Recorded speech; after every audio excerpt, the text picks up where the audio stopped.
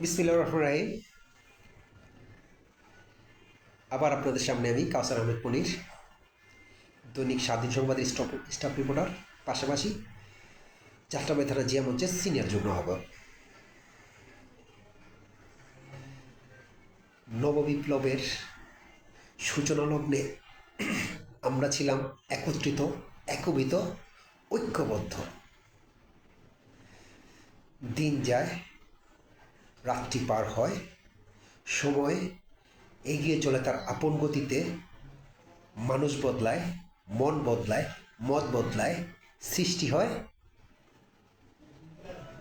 সংকট, ফাটল ধরে ঐক্যমত্যে।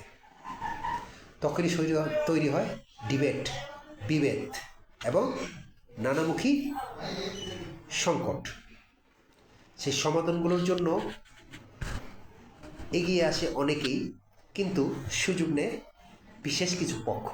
তৃতীয় পক্ষ বলুন, চতুর্থ পক্ষ বলুন, কেউ না কেউ এই সুযোগগুলো নেওয়ার অপচেষ্টা করে। মহান মুক্তিযুদ্ধ পরবর্তীতে বাংলাদেশ স্বৈরশাসক ফ্যাসিবাদটা এসেছে এবং শেষ পর্যন্ত তাদের পতন হয়েছে। তারা পালিয়ে গেছে, চলে গিয়েছে, হারিয়ে গিয়েছে, ইতিহাসের আস্থা করে তাদের স্থান হয়েছে। এটা চিরসত্য। এখন আমাদের করণীয় কি? এখন আমাদের করণীয় আসলে সংকটটাকে মোকাবেলা করতে হবে। সংকট মোকাবেলা করতে না পারলে আমাদের সমস্যাগুলো বাড়বে, দেশে বিভাজন তৈরি হবে এবং ঐক্যমত্য নিয়ে সন্দেহ, মতভেদ ইত্যাদি তৈরি হবে। এটা হলো আসলে সর্বোপরি একটি কথা। আসেন আজকে শিরোনামগুলো কেমন হতে পারে তা নিয়ে কিছু কথা বলবো। প্রিয় দর্শক, প্রিয় ভিউয়ার্স, যারা শুনছেন, যারা দেখছেন, পড়া শুনবেন বা যারা দেখবেন, তাদের সবাইকে স্বাগতম। আসুন বলি, ইউনূস সরকারের গতকালকের পদত্যাগের প্রেক্ষিতে সকল দলের সাথে খণ্ড করে বৈঠক। বিএনপির 3 উপদেষ্টার পদত্যাগ দাবি। আদালত কর্তৃক রায় পাওয়ার পরও আবার পরবর্তী রিট করা হয়েছে এবং সমন্বয়কদের, বিশেষ করে এনডিপির কিছু তরুণ উদীয়মান নেতারা বুঝে বা না বুঝে বিভিন্ন রকম কথা বলছে। ভারত পাকিস্তান সংকট প্রতীয়মান। আমাদের আগামীকাল পাকিস্তানের বিরুদ্ধে প্রথম টি-20। এখানে সামনে আসছে সাকিব আল হাসান ইস্যু। বিভিন্ন সংকট নিয়ে আসলে একটা সমস্যা সৃষ্টি হচ্ছে। এর আশু সমাধান আসলে করা যাচ্ছে কিনা তা নিয়ে আমরা ভাবছি। আসুন আসলে আমাদের করণীয় শীর্ষক কিছু কথা বলি আর সংকটগুলো এবং এর সমাধানের পথগুলো খোঁজার চেষ্টা করি। প্রথম কথা, আমাদের গর্বের প্রতীক বলেন, অহংকারের প্রতীক বলেন, বা আমাদেরকে বিশ্ব দরবারে সম্মানের আসনে বসানোর যে ব্যক্তির নাম, তিনি হচ্ছেন আমাদের ডক্টর ইউনূস সাহেব, নোবেল বিজয়ী, বিশ্ব দরবারে সমাদৃত এবং গ্রহণযোগ্য ব্যক্তি বাংলাদেশের কেউ থেকে থাকে, তিনি হচ্ছেন ডক্টর ইউনূস সাহেব। এখন ডক্টর ইউনূস সাহেবকে তো আমাদের কাজ করতে দিতে হবে। তিনি তো বিভিন্ন রকম চাপে পড়ে যাচ্ছেন, আর সর্বোপরি চাপটার প্রধান কারক অতি উৎসাহী, অতীব বুদ্ধিজীবীর পরিচয় দানকারী কিছু ব্যক্তি বর্গ এবং খুব কঠিন জায়গায় বসে থাকার পরেও তারা এই কাজগুলো বুঝে না বুঝে করার চেষ্টা করছে। ইশরাক ইস্যুটাকে নিয়ে পানিটা ঘোলা না করলে হয়তো এই সংকটটা সৃষ্টি হতো না, সেটা আমরা বুঝতে পারছি। বাংলাদেশ জাতীয়তাবাদী দল বা বিএনপি নির্বাচনের তারিখ জানতে চায়, এটা তার গণতান্ত্রিক অধিকার। ফেসবুকে কিছু অতি উৎসাহী লোক লাইক কমেন্টস বা বিভিন্ন কথা বললেই কোনো সংকটের সমাধান হয়ে যায় না বা কেউ জনপ্রিয় হয়ে ওঠে না। আপামর বাংলাদেশে যতগুলো ভোটার আছে 12 কোটি 13 কোটি এর আশেপাশেই হবে।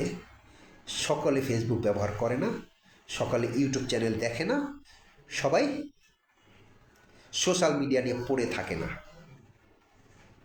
তাদের মতামতটা কিন্তু আপনি ফেসবুক বা ইউটিউবে পাচ্ছেন না, সে কথাটা আপনাদের মাথায় নেই। কিছু তরুণ প্রজন্ম বুঝে না বুঝে কিছু লাইক কমেন্টস করছেন, আপনারা জাতীয় হিরো হয়ে গেলেন। এটা কিন্তু সঠিক সমাধান নয়। আসুন আমরা আসলে কি বলতে চাচ্ছি। আপনাদের জুলাই বিপ্লবে আমাদের 2000-এর অধিক বীর ছাত্র জনতা জীবন দিয়েছে, তাদের রক্তের দাগ এখনও শুকায়নি। তাদের বিধি আত্মার মাগফিরাত আমরা কামনা করছি। তাদের জন্য রাষ্ট্রের অনেক কিছু করণীয় আছে, অনেক কিছু করবে। তাদেরকে কৃতজ্ঞতা শ্রদ্ধা জানানোর জন্য আমাদের যা যা করার সবাই মিলে ঐক্যবদ্ধ কাজগুলো আমরা করব। এখন একটি বিশেষ মহল জুলাই বিপ্লবটাকে নিজেদের করে নিয়েছেন, যেমন আওয়ামী ফ্যাসিস্টরা মহান মুক্তিযুদ্ধকে নিজের বাপদাদা জমিদার ভেবে নিয়েছিলেন, তেমনি একটি পক্ষ জুলাই বিপ্লবটাকে নিজেদের কাঁধে তুলে নিয়েছেন। তারাই বিপ্লব ঘটিয়েছে, বাকিরা বানের জলে ভেসেছে। 16 বছর তারা করতে পারেনি, সব কিছু ওনারা 15 দিনে করেছে। এখন বলছি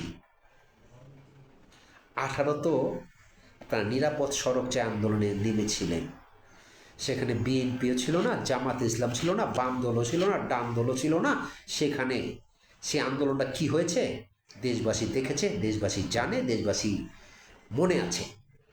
আসা যাক, বৈষম্য বিরোধী ছাত্র আন্দোলন যখন শুরু করেন বাংলাদেশ জাতীয়তাবাদী দল তথা বিএনপি সরাসরি বলেছে, আপনাদের আন্দোলনকে আমরা সমর্থন দিচ্ছি, প্রয়োজনে আমরা পাশে আছি, পাশে থাকব। তার সাথে সুর মিলিয়েছে জামাত ইসলাম, এই কারণে তাদেরকে নিষিদ্ধ করা হয়। এবং বিএনপির যাতে যারা জোটবদ্ধ নির্বাচন করেছেন বা করে থাকেন, তারাও আপনাদের বৈষম্য বিরোধী আন্দোলনকে সমর্থন দিয়েছেন, সহযোগিতা করেছেন। ছাত্রদল, যুবদল, শিবির, বিভিন্ন ইসলামী আন্দোলন সহ বিভিন্ন ছাত্ররা আপনাদের পাশে এসে দাঁড়িয়েছেন।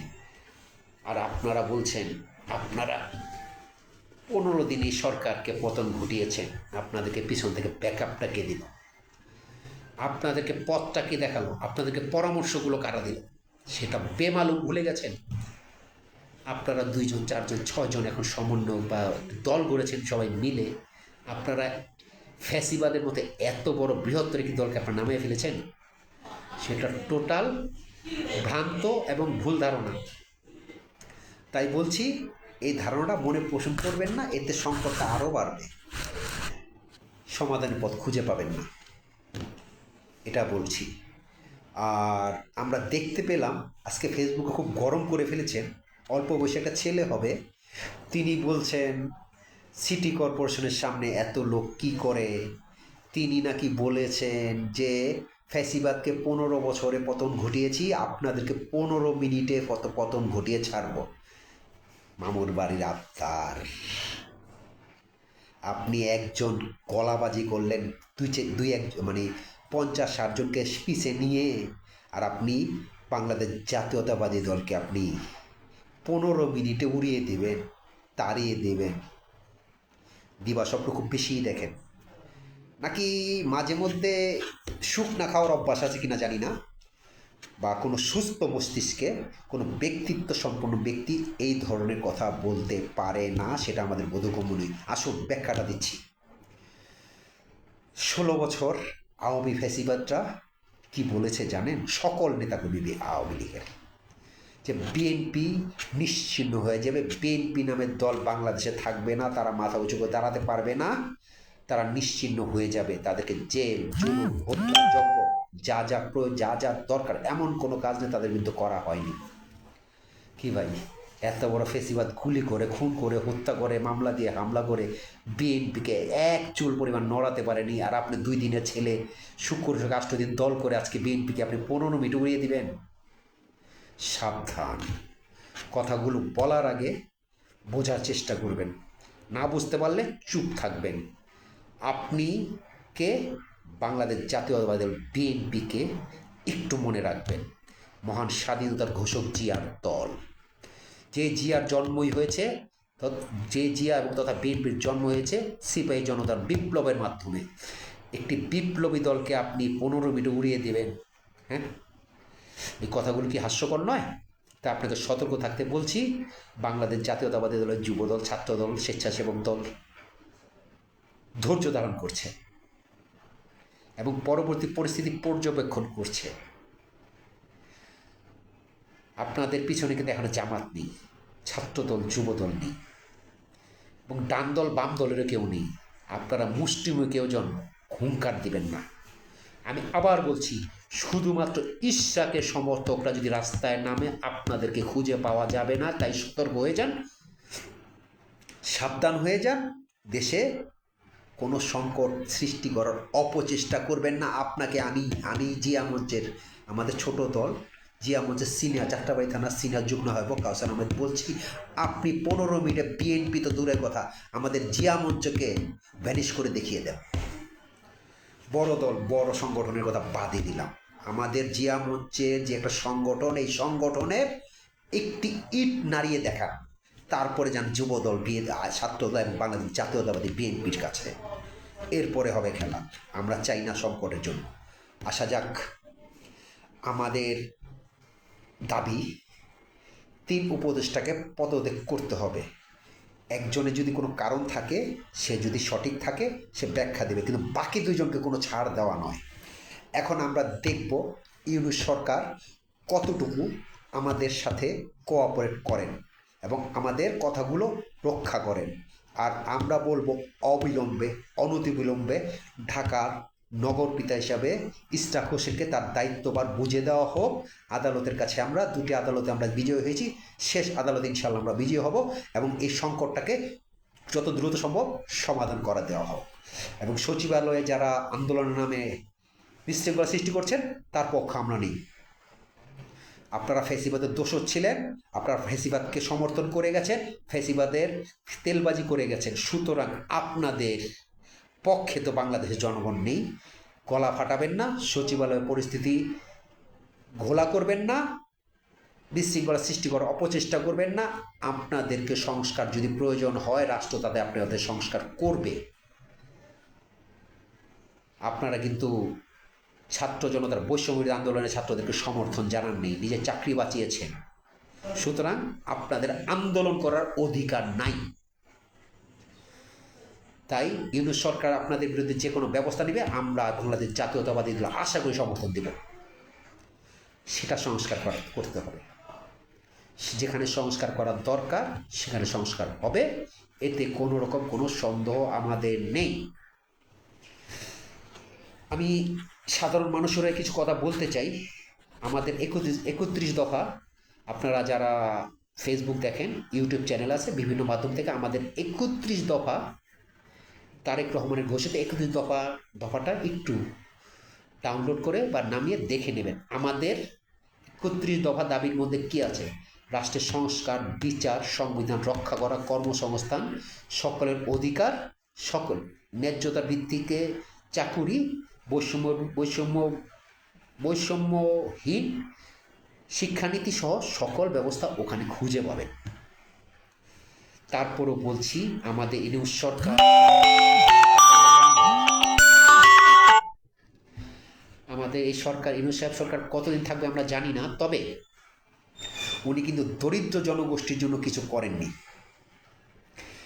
একটি রোডম্যাপ আমরা এখনও পাইনি। সাধারণ মানুষের কর্মসংস্থান, স্বাস্থ্য, অর্থ সংকট সব একটি সমাধানের কোনো পথ আমরা এখনও খুঁজে পাচ্ছি না।